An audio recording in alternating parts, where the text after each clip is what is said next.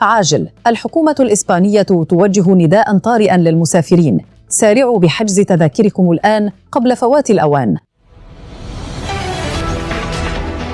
أهلا ومرحبا بكم في هذا الموجز الإخباري.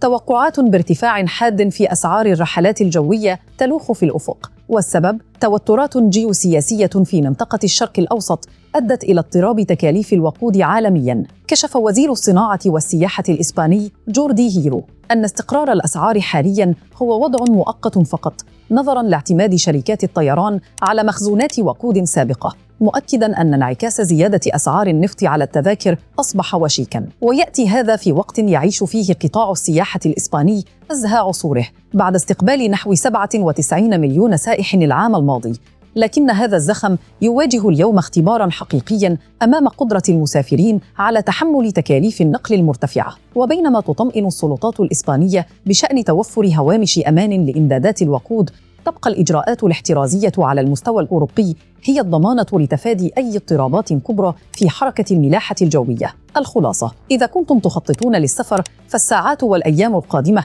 هي فرصتكم الأخيرة لتجنب الأسعار الجديدة. إلى هنا نكون قد وصلنا إلى نهاية موجزنا الإخباري.